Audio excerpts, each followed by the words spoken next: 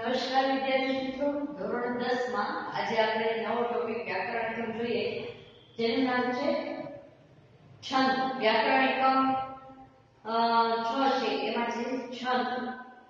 છંદ એટલે શું? છંદનો લાક્ષણિક અર્થ આવર્તન થાય છે. છંદમાં પણ તસાકનું આવર્તન છે. આવર્તન એટલે ઉલટાનું. માત્ર આવર્તન હોય છે. લઘુ ગુરુની માત્રાના આવર્તન દ્વારા જુદી જુદી લયભાર ઉત્સાહવામાં આવે છે. તેઓ લયભાર એટલે છંદ. આ જ લયભાર કૃતિને વધુ રોચક બનાવે છે. એટલે કે કવિતામાં અક્ષર કે માત્રાની એવી મેળવણી કરવામાં આવે છે કે સાંભળતા આનંદ મળે. તેને છંદ કહી શકાય. છંદના વૈદિક છંદ, અક્ષરમેળ છંદ, માત્રામેળ છંદ, સંખ્યામેળ છંદ એવા મુખ્ય વર્ગો કરવામાં આવે છે. ગુજરાતીમાં વૈદિક છંદ અને સંખ્યામેળ છંદને અક્ષરમેળ છંદમાં જ સમાવી લેવામાં આવ્યા છે. તેથી આપણે છંદના મુખ્ય બે પ્રકારનો અભ્યાસ કરીશું: અક્ષરમેળ છંદ અને માત્રામેળ છંદ. તો અક્ષર આપણે કયા બેનો અભ્યાસ કરવાનો છે? અક્ષરમેળ છંદ અને બીજો માત્રામેળ છંદ. આપણે આ બે છંદનો અભ્યાસ કરવાનો છે. અક્ષરમેળ છંદ જે પંક્તિના અક્ષર તથા ગણ નિશ્ચિત હોય તેને અક્ષરમેળ છંદ કહે છે. જેના ગણ અક્ષર નિશ્ચિત હોય કે 17 છે, 19 છે, 31 છે, તો જે અક્ષરોની સંખ્યા નક્કી કરેલી હોય, ગણની સંખ્યા નક્કી કરેલી હોય, તો ગણ ને નક્કી કરેલા હોય, સંખ્યા નક્કી કરેલી હોય, આવા છંદને શું કહેશો? અક્ષરમેળ છંદ. આ પ્રકારના છંદમાં માત્ર નિશ્ચિત નથી હોતી, તેથી માત્રા નિશ્ચિત નથી હોતી, તેથી તેને માત્રા તપાસવાની હોતી નથી. અક્ષરમેળ છંદની માત્રા નિશ્ચિત હોતી નથી, એટલે એની માત્રા તપાસવાની હોતી નથી. ખાસ યાદ રાખજો, અંડરલાઈન કરી લેજો. ઇન્દ્રવ્રજા, વસંતિકા, મંદાક્રાંતા, શિખરિણી, સ્ત્રગ્ધરા આદિ અક્ષરમેળ છંદ છે. જેના અક્ષર પરથી, અક્ષરની સંખ્યા ઉપરથી આપણે ખ્યાલ આવશે કે આ છંદ કયો છે. એની ગણ રચનાને આધારે ખ્યાલ આવે કે આ છંદ કયો છે. માત્રામેળ છંદ જે પંક્તિની માત્રા નિશ્ચિત હોય તેને માત્રામેળ છંદ કહે છે. જેમાં અક્ષરમેળ છંદની અંદર અક્ષરની સંખ્યા નક્કી કરેલી હોય, માત્રામેળ છંદની અંદર એની માત્રા નક્કી કરેલી હોય છે. આ પ્રકારના છંદમાં અક્ષર સંખ્યા નિશ્ચિત નથી હોતી, તેથી અક્ષર સંખ્યા તપાસવાની હોતી નથી. અક્ષરમેળ છંદમાં માત્રા તપાસવામાં નથી આવતી અને માત્રામેળ છંદમાં અક્ષરની તપાસ કરવામાં આવતી નથી. જેના છંદ છે માત્રામેળ છંદ છે ચોપાઈ, દોહરો, શવૈયા, ધરીગીત વગેરે માત્રામેળ છંદ છે. જેમાં ચોપાઈ જેવા સમૃદ્ધ તથા દોહરા જેવા અર્ધ સમૃદ્ધનો સમાવેશ થાય છે. અક્ષરમેળ અને માત્રામેળ છંદના બંધારણને સમજવા માટે લઘુગુરુ માત્રાનો ઉપયોગ થાય છે.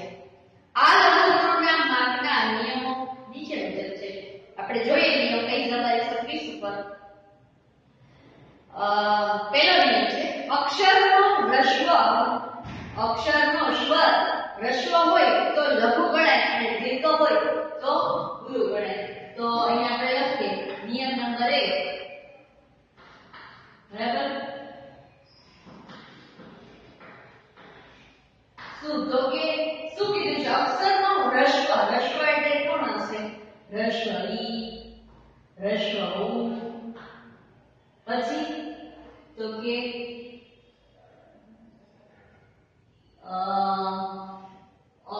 રૂ,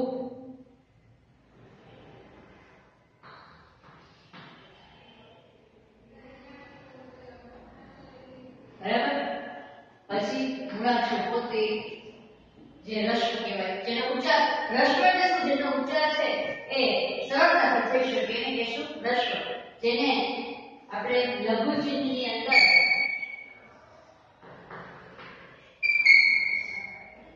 લઘુ ગણાય, જેને લઘુની નિશાની અર્ધયુગ ચંદ્ર આકારની અંદર છે એને લઘુ ની ગણતરી કરવામાં આવે છે. લઘુની સંજ્ઞા યુ જેવી છે.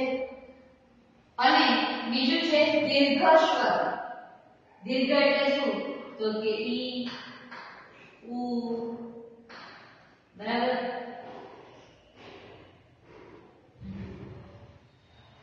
જેનો ઉચ્ચાર છે લંબાઈ નથી થતો તો એને કહેશું દીર્ઘ.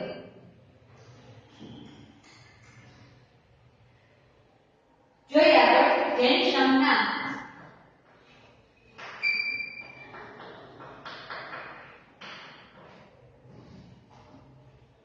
રેખાચિહ્નિત થાય છે. જોડાક્ષરના ઉચ્ચારમાં ભાર જો જોડાક્ષરથી આગળના અક્ષર પર આવતો હોય તો અક્ષરનો આગળનો અક્ષર લઘુ ગણાય કે ગુરુ જ ગણાય. જો જોડાક્ષર કોઈ પણ આવ્યો બરાબર તો એનો આગળનો અક્ષર છે એના ઉપર ભાર મૂકાતો હોય તો એ ખરેખર છે એ લઘુ કરતા લઘુ હોવા છતાં પણ ગુરુની ગણતરી ના શું કે એના ઉપર ભાર મૂક્યો છે એને દીર્ઘ રીતે ઉચ્ચાર છે. જેમ કે તૃષા શબ્દના તુનો રૂ સ્વરને કારણે લઘુ સ્વર છે. તૃષા બરાબર. તો અહીંયા આપણે જુદી જુદી પાડીએ તો ત થોડો વત્તા રૂ વત્તા શ વત્તા આ બરાબર. તો અહીં છે એ કઈ રીતે તો કે આપણે ઉચ્ચાર કેવી રીતે કરીએ છીએ? તૃષા ઝડપથી. અહીંયા કયા ભાર મૂકતા નથી, ઝડપથી ઉચ્ચારી છે તૃષા. તો એટલે કહેશું એને લઘુ સ્વર. પરંતુ તૃપ્તિમાં ધ્રુવનો ઉચ્ચાર થોડો બદલાઈ જાય છે. તેથી તે દીર્ઘ ઉચ્ચારાય છે. કારણ કે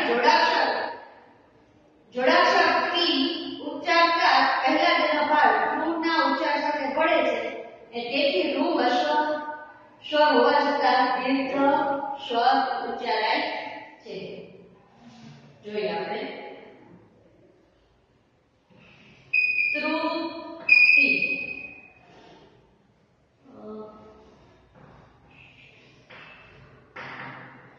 હવે અહીંયા આપણે કઈ જુદી પાડશું તો રૂ વત્તા તૃ પછી તૃપ્તિ ઈ વત્તા અ વત્તા ત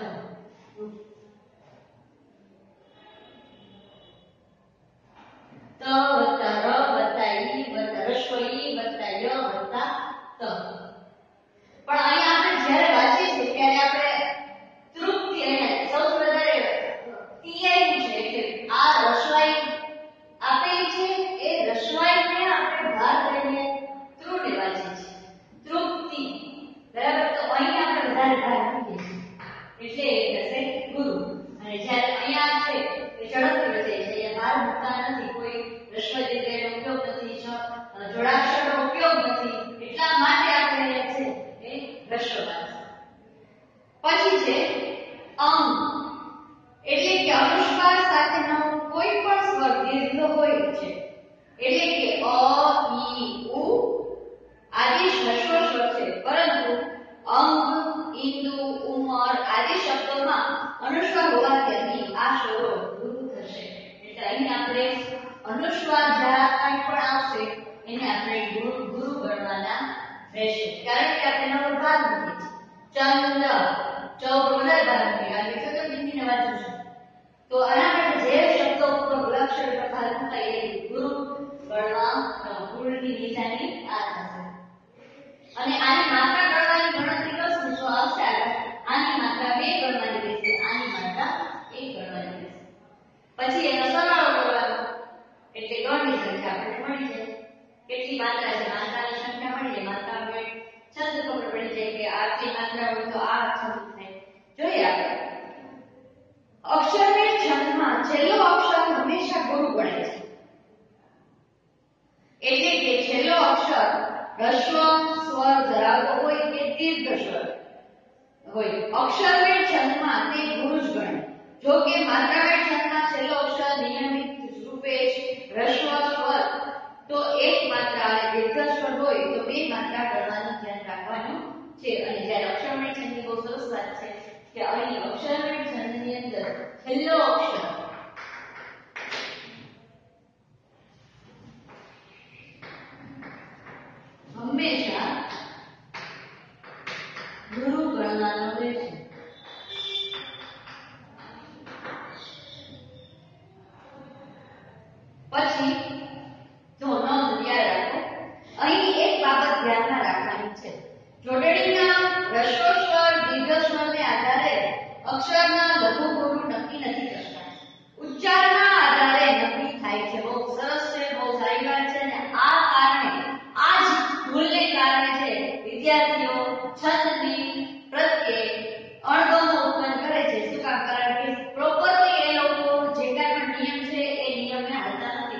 ખાલી જસ્ટ માત્રા ગણીને નક્કી કરી, અક્ષર ગણીને નક્કી કરી, એના નિયમો ટાઈમે તમે વાંચો ને ત્યારે એના નિયમોને આધારે તમે જાઓ ને તો તમે ક્યારેય ભૂલ ન પડે.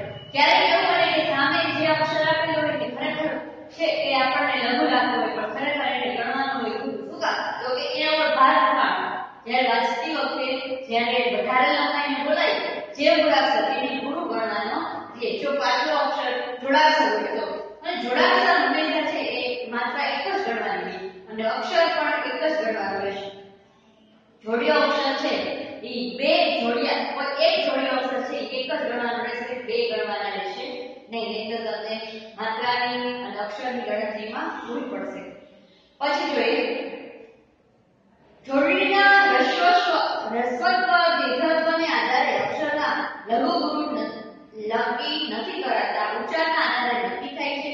કવિ દલપતરામ નોંધે છે કે લઘુ ગુરુ લખીને 9 ગણો ઉચ્ચારે ઓળખાય. પંક્તિને યતિ એટલે પંક્તિની લયમાં ગાતા અથવા તેનું લયાત્મક પઠન કરતા વખતે વચ્ચે જ્યાં અટક સ્થાન આવે છે તેને યતિ કહેવાય છે.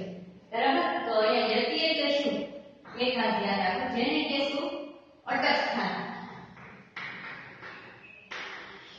પંક્તિ કોઈ પણ ગાતી વખતે કે એ ઉચ્ચારણની વખતે આપણે જ્યારે અટકીએ તો ત્યાં છે યતિ સ્થાન કહેવાય, જેને આપણે અલ્પવિરામ તરીકે ઓળખીએ છીએ. જેની નિશાની છે. છંદ શાસ્ત્ર અનુસાર સાહિત્યમાં અનેક છંદ દ્વારા જુદા જુદા લય વ્યક્ત કરવામાં આવે છે. અહીં અભ્યાસમાં ધ્યાનમાં રાખીને અનુશ્રુત, મંદાક્રાંતા, શિખરણી, ચોપાઈ, ચોપડો અને મનોરંજન બંધારણ જોઈએ. દરેક છંદ સાથે કવિશ્વર દલપતરામે આપેલું સૂત્ર જોઈશું. આ એક મજાની ચાવી છે.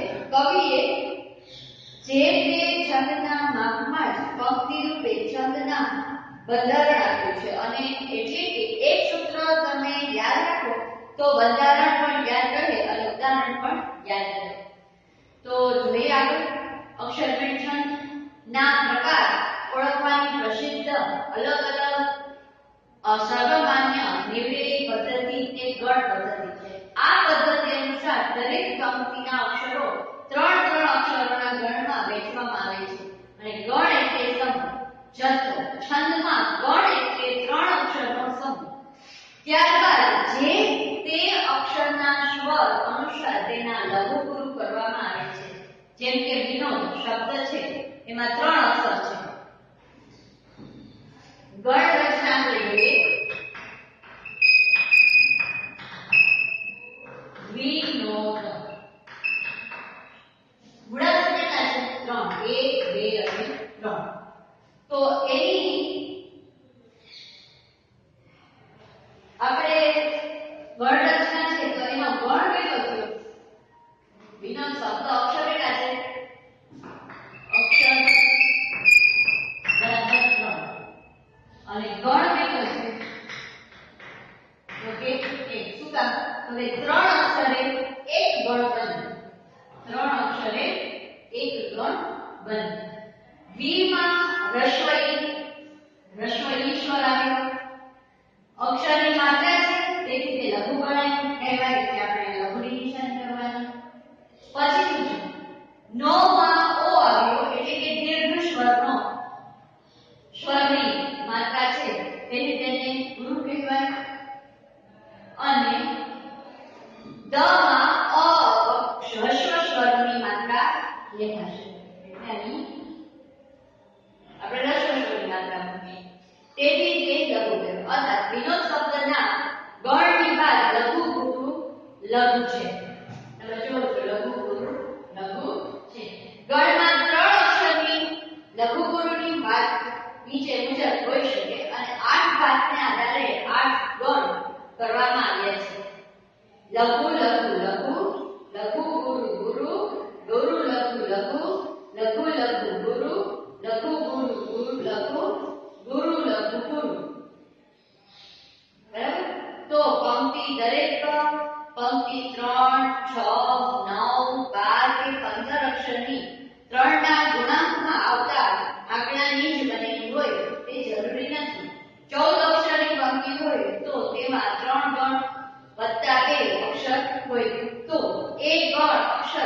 લઘુ હોય તો લ અથવા ગુરુ હોય તો ગા નાખવામાં આવે છે.